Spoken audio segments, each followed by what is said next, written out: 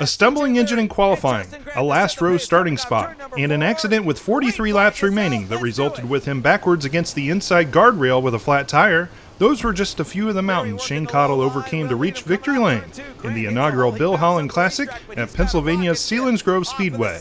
It took Cottle every bit of the 74-lap distance to reach the pinnacle of the night as he worked his way around race-long leader C.J. Leary on the white flag lap to conquer his second career USAC Silver Crown victory and his first in nearly 13 years.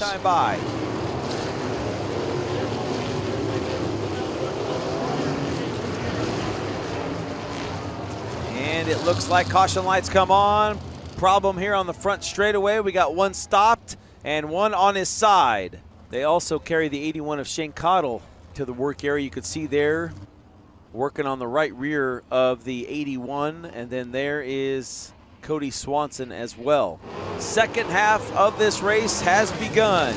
And Justin Grant going to take a little look to the inside on C.J. Leary. Can't do it. And as the 17 NOS Energy drink car goes to the outside. The Clanton Enterprises 6 back to the inside. Off turn 2. Here comes Kevin Thomas Jr. as they race back in turn 3.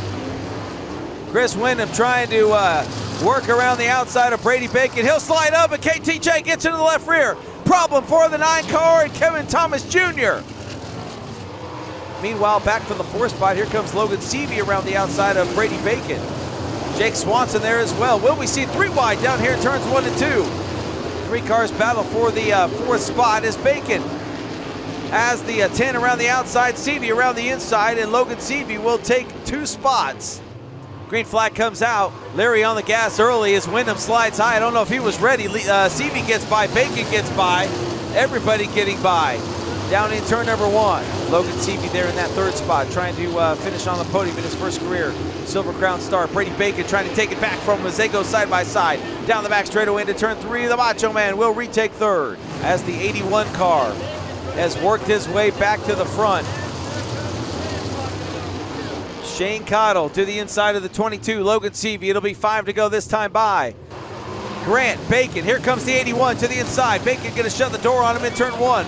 Or can he? Throttle runs the bottom as good as anybody, and it looks like he's going to make it work. Shane Cottle to 3rd, but caution lights are on again.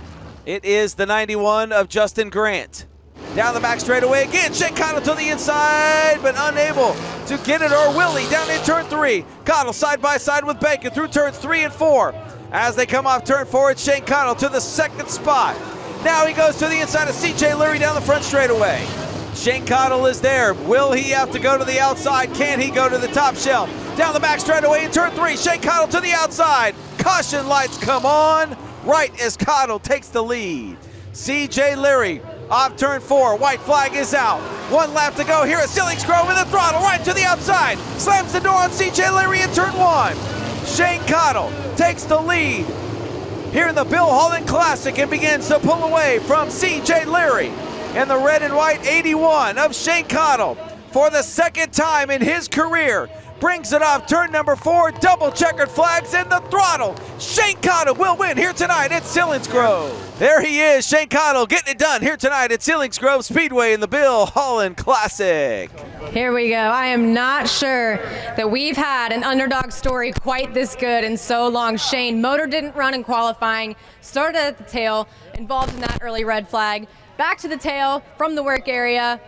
Winner of this race. Oh, it's awesome, man. This crew worked their butts off. You know, I'm tired. That was a lot of work, man. Back passing a lot of cars there, but man, this track is awesome. I mean, it was a lot of fun. Thanks all you fans for coming out, and can't thank my crew over here enough once again. And this is for Dave Fontaine. He was a crew member of ours, and he passed away last year, and we're going to dedicate this to him. He was a great guy and from a great family, and man, that was awesome.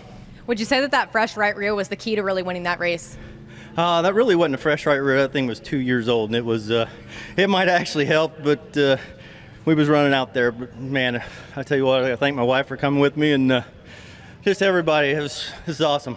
2nd career USAC Silver Crown win. How rewarding are these to actually take home with you?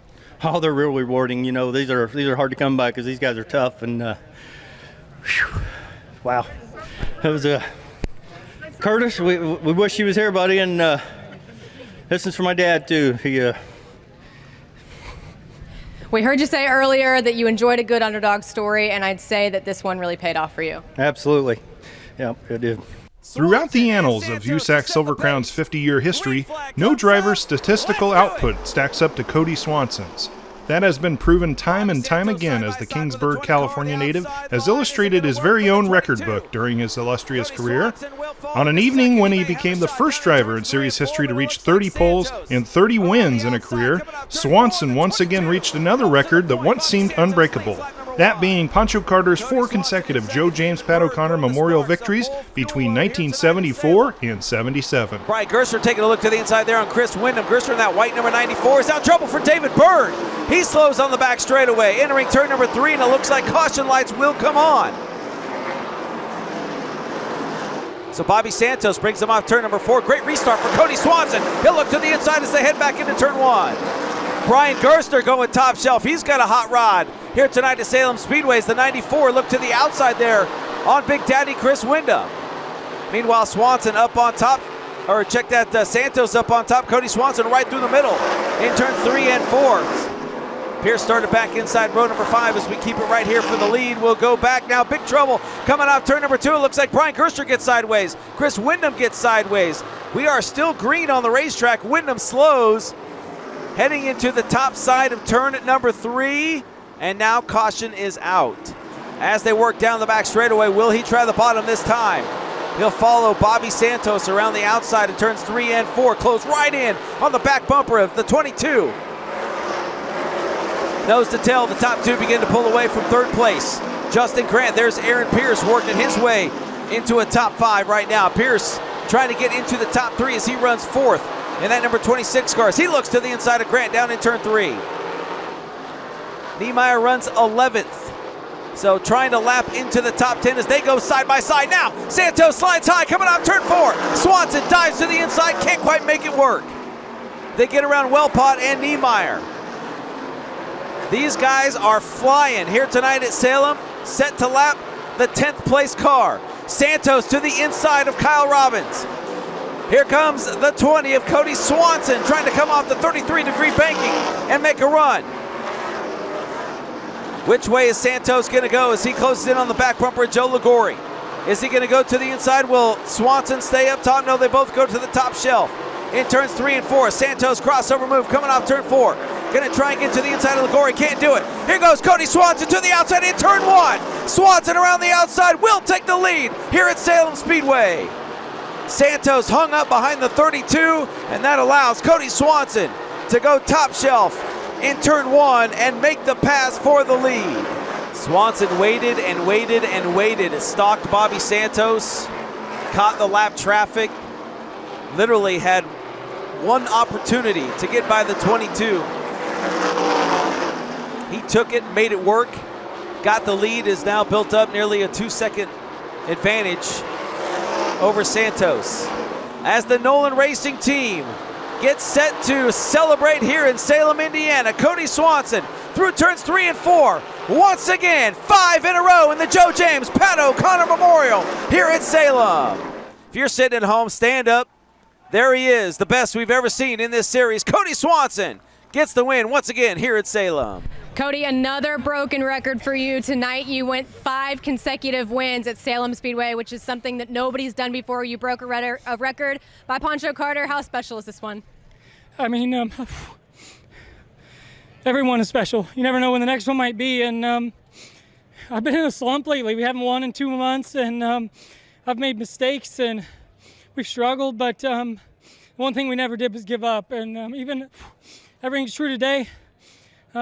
This isn't even the car I like, you know, but I don't know what kind of issue we were having, but we fought it until it was like, hey, this isn't an option anymore. And these guys continued to battle through it.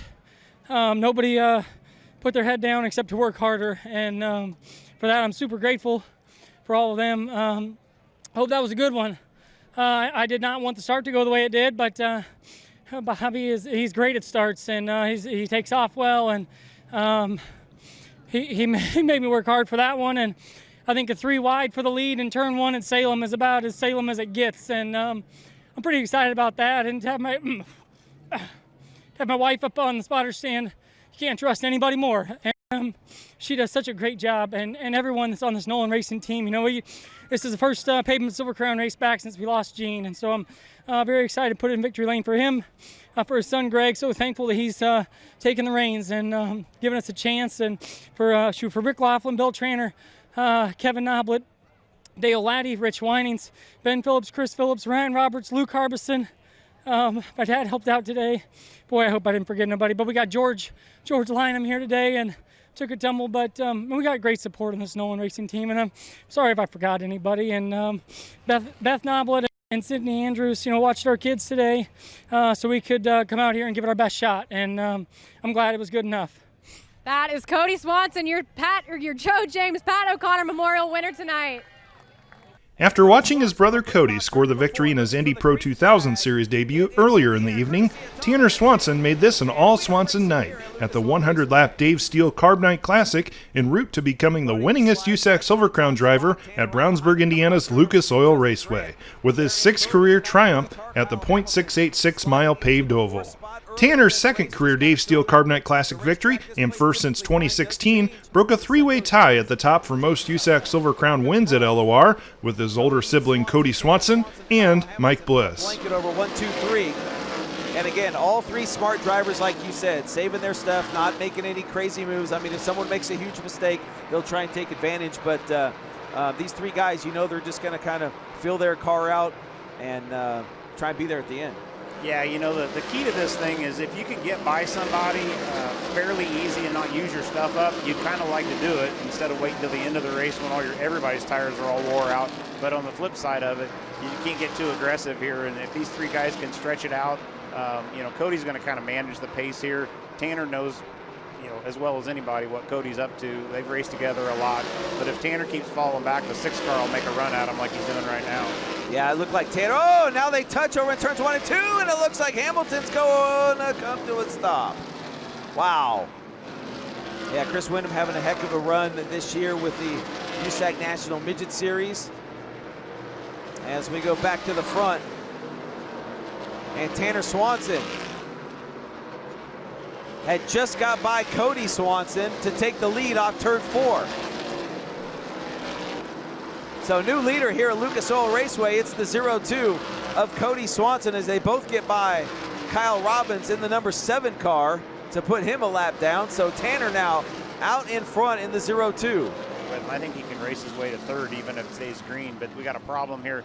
Heidenreich looks like he's left front's flat, maybe the front end's broken on it. He has had some kind of an issue there for sure. Heavy contact possibly there on the end. I mean, he did a lot of smoke as well. So, and now trouble as Cody Swanson hits the hot pits.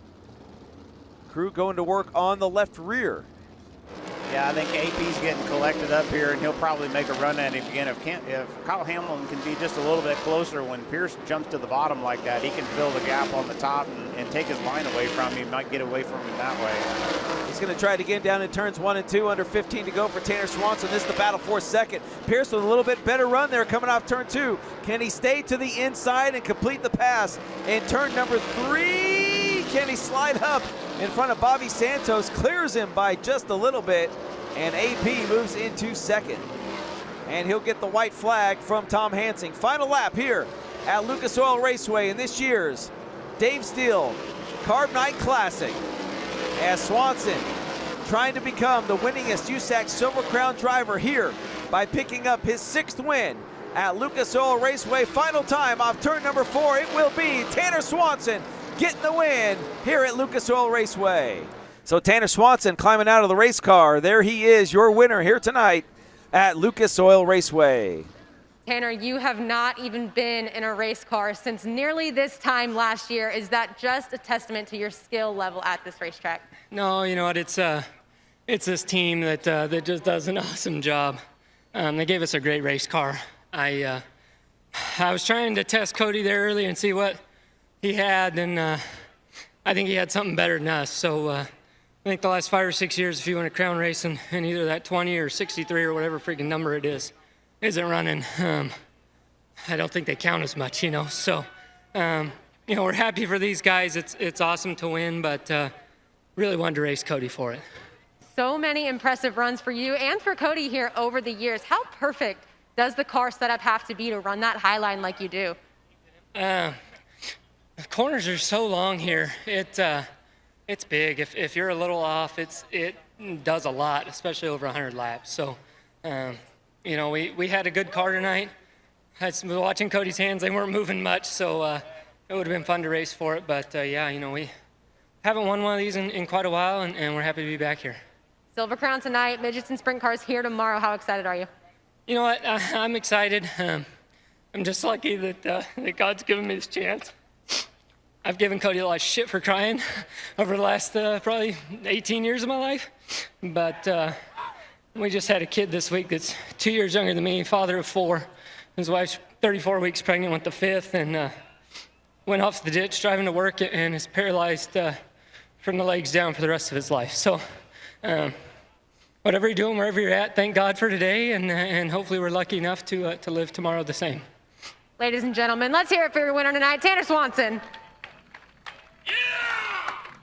It's not often that a driver can win the pole and also start from the back, charge to the front, and win all in the same race.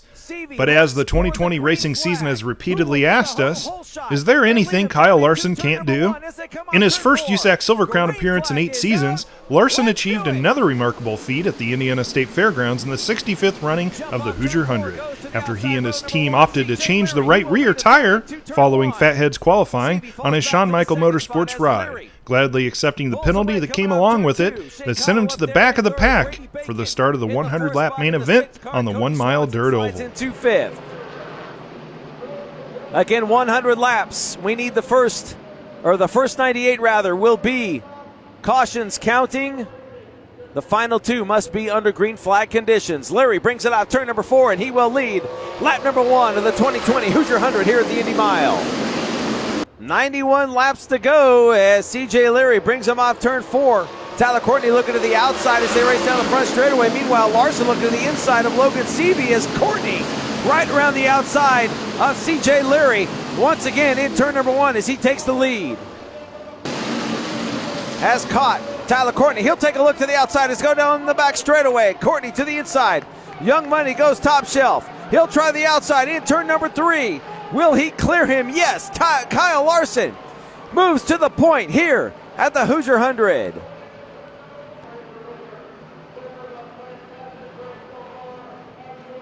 Here comes CJ Larry once again to the inside. Will he have enough for a run down the front straightaway? Will Larson give him some room in turn 1? He does give him a little room, and Larry goes back to the point. CJ Larry back out front of the Hoosier 100 here at the Indy Mile.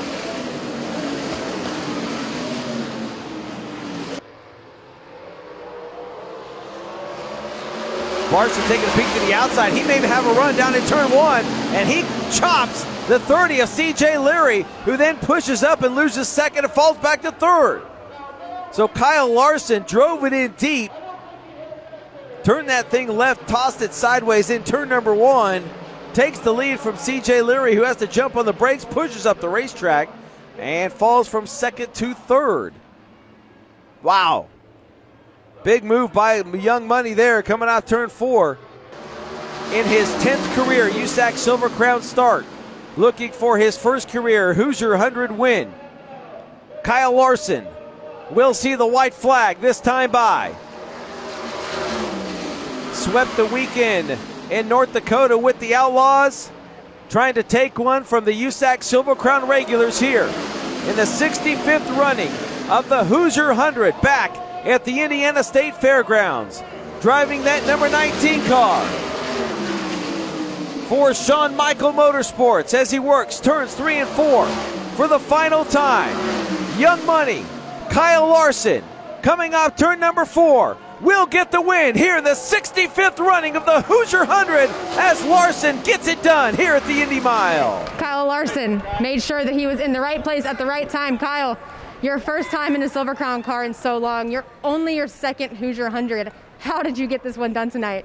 Well, I think we made a good call there to give up our qualifying position there to put on a harder compound tire, and allowed me to be aggressive all race long. And it was a long race, but through the midpoints, I just tried to pace CJ as much as I could, and also pace Tyler behind me. And you just never know how your tire is when you see theirs under yellow. But I felt like on all the restarts I could fire off better than CJ for a few laps, so I wanted to be aggressive there that final start, and was able to get around him. And then I wanted to set a fast pace. I felt like we probably all had enough wear in our tires to get by for another 30 laps. So just ran really hard, and it was tough. I had my brakes to the floor. My power steering was really, really tight. But it was a workout for 100 laps, but it's all worth it. You watched last year from home what you thought was going to be making history, and here you are today making history for yourself. Are there really words to describe this feeling? Well, I mean, I hope, it's cool if you win the last one, but honestly, I hope this isn't the last one. I hope there's a way that we can keep this race going. It's definitely one of the most historic races in USAC. So, we all of us competitors want to see it around, and but to add my name to the list, it feels special. So just couldn't be up here without everybody who helps out on this car, JVI group, Sean. It's just there's so many people that help out with this 2-car team with KT. So I'm glad I got the opportunity to come run it, and glad we got to put on a good race for you fans. And how about these Indiana fans? Man, did they want you to win this race? Yeah, no, it's Indiana's always felt like a second home to me. Really, when I moved here in 2011, that's what kickstarted my career. So I've made a lot of friends here and got to shake a lot of the fans' hands too. So this means a lot to me, and glad to get the opportunity to come back. Ladies and gentlemen, the 65th winner of the Hoosier 100, Kyle Larson. On a cold and windy Sunday afternoon, Kyle Larson became the 15th driver to win Champ Car races on the 3 Midwest Dirt Miles of Du Quoin, the Indiana State Fairgrounds, and the Illinois State Fairgrounds, the latter of which he added to his continuously growing checklist on this day in the USAC Silver Crown season finale, the 57th running of the Bittenhausen 100 presented by Fatheads Eyewear. Meanwhile, Justin Grant was in the thick of the championship race and laid down the gauntlet early by qualifying for the pole and needing a solid performance to back up and clinch his very first title, while Larson started alongside on the front row. Grant Larson to set the pace as they come off turn number 4. Great flag is out, and we are racing here at the Springfield Mile.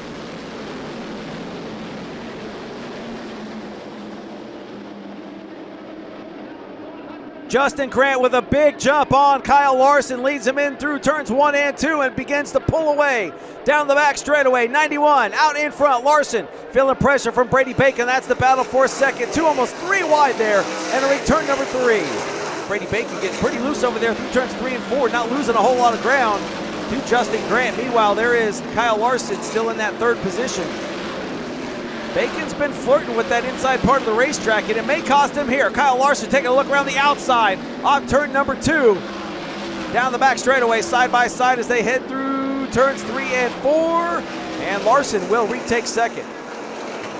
So Kyle Larson finding something down low, especially in turn 3 and 4. He may have a shot here as they exit turn 4. Bacon got the right rear jumping out for the lead, though. Justin Grant trying to hold off the 19 of Kyle Larson. 3-car battle as they head back into turn 1. And Grant pulls away again. So Grant may be looking a little bit better than the 19 through turns 3 and 4, and Larson looking a little quicker, especially up on top here in turns 1 and 2 as he will race off turn 2 down the back straightaway. Grant down low, Kyle Larson around the outside. Side by side, the battle is for the lead here at the Springfield Mile. Give it to Young Money, Kyle Larson. Larson out in front of Justin Grant. Blood in the water here. It is go time at the Illinois State Fairgrounds. There goes David Gravel trying to go around the outside of Kevin Thomas Jr. in that number 21.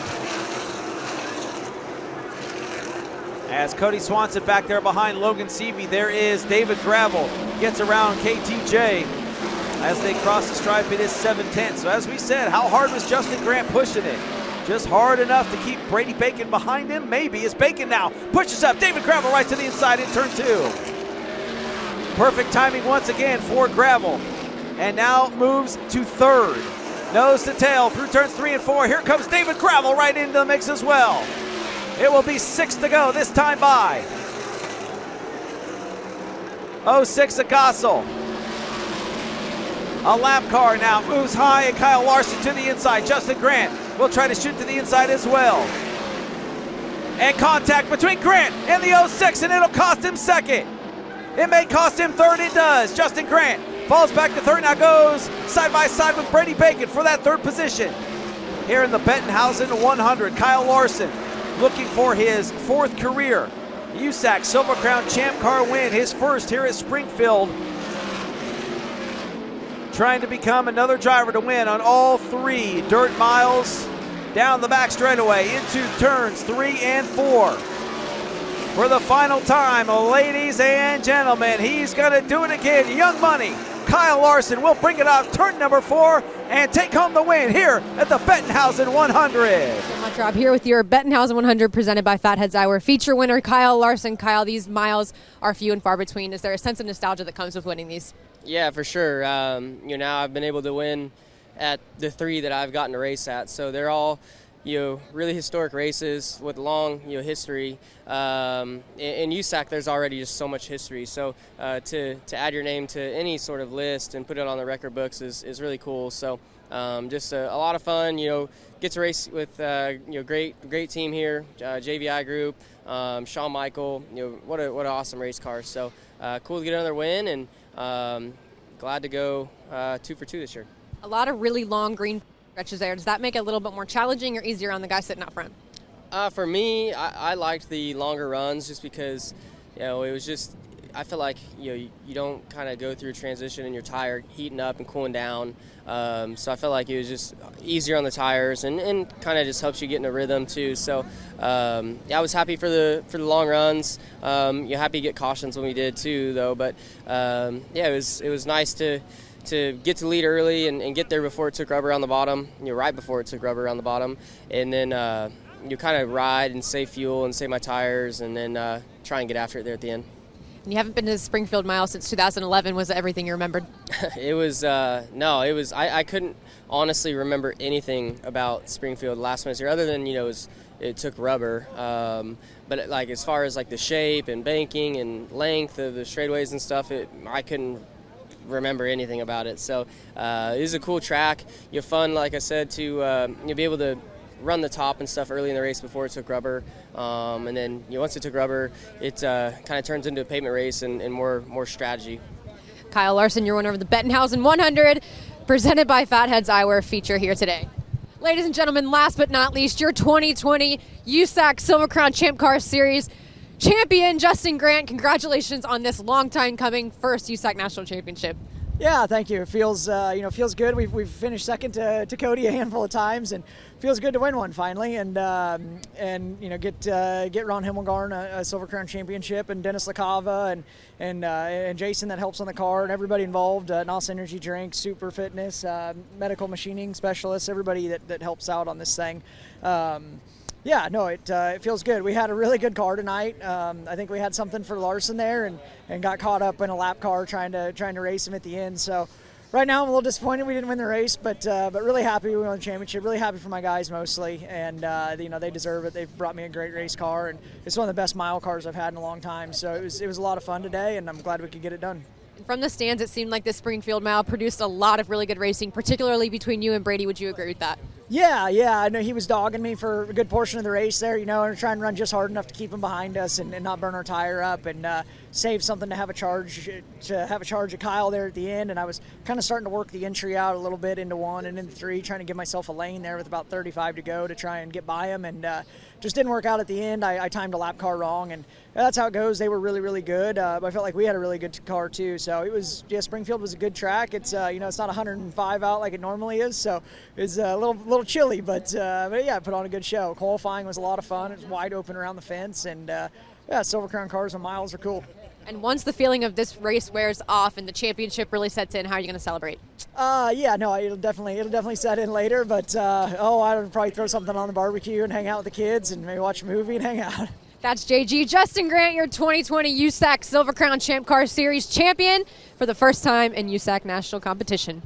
With his third place finish at Springfield, Justin Grant officially reached the mountaintop of the USAC Silver Crown Champ Car Series by wrapping up the championship for 2020, winning the series title by a 46-point margin aboard his Himmelgarn Racing NOS Energy Drink DRC Speedway Ford. the first USAC National Driving Championship for the Ione, California native, as well as the first series owner title for Ron Himmelgarn. Himmelgarn's car entrant title also presented a rarity, as one of just a few select teams to win both a USAC Silver Crown and an IndyCar championship, along with Leader Card Racers, AJ Foyt Enterprises, and Vels Parnelli Jones Racing. Himmelgarn had previously won the 2000 Indy Racing League crown with driver Buddy Lazier.